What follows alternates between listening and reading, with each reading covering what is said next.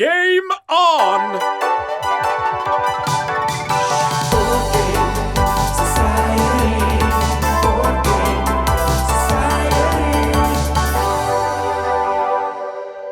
Hi and welcome to Board Game Society. My name is Martin. And my name is Peter.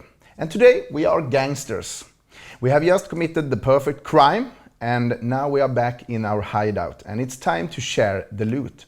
When suddenly the tension rises in the room. Yeah, everyone is going for their gun and suddenly everyone finds themselves in a big Mexican standoff. Question is, who will survive and take part of the loot and who will die? Yeah, because today we're taking a look at Cash and Guns, second edition.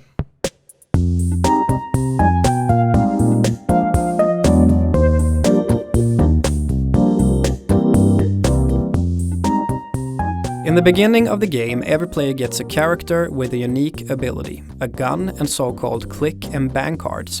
The oldest player is also given the Godfather's desk, giving him or her an extra ability, which they can use if they continue to control the desk. The game plays over 8 rounds, and in every round a player secretly plays a click or a bang card. Once that is done, on a given signal, the player aims their guns at each other.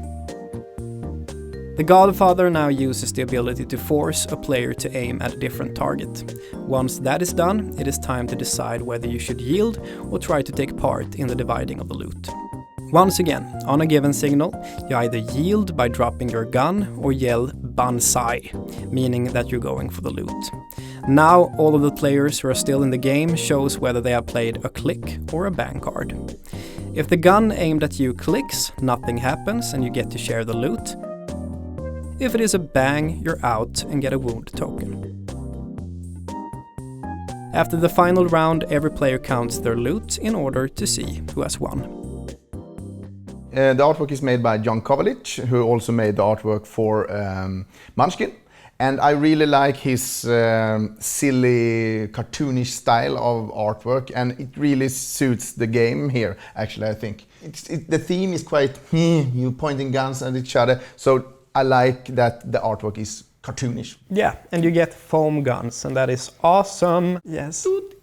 8 foam guns that you can point at each other. Yeah. Sweet. Sweet, we like the guns.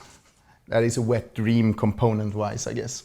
I think that the theme in this game is really works.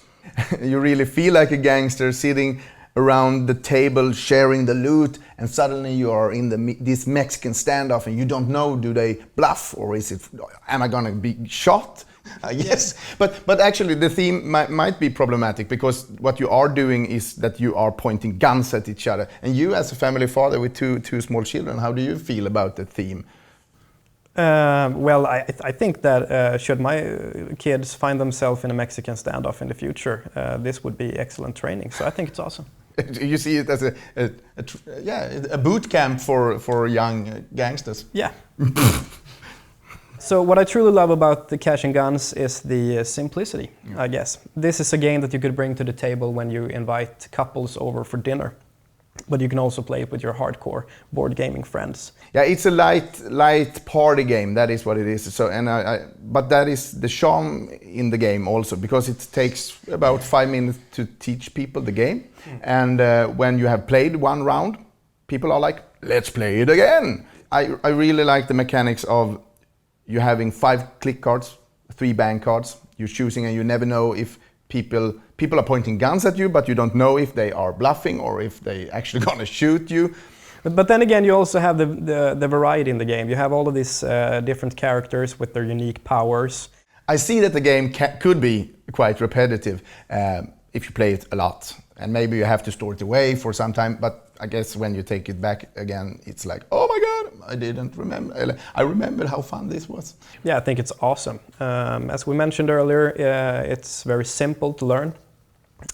You could play this with a 100-year-old grandfather, and you can play with your kids. They are popping caps in your ass. Yeah. On the downside, maybe with the game, is that you have the player elimination. If you take 3 wounds, you're out of the game. You are dead. You cannot play anymore. But the game is very fast-paced, and you know, you can easily just wait for 5-10 minutes and then you're back in the game. And I do find it a bit unbalanced because of the characters. Yeah. They have these unique powers. Some of the characters are awesome, some of the characters suck. Yeah, but with that said, it's an amazing game. It is. If you like bluffing, take that games and party style games. Yeah, You need to have this in Yeah. your collection. it's a must-have. Society.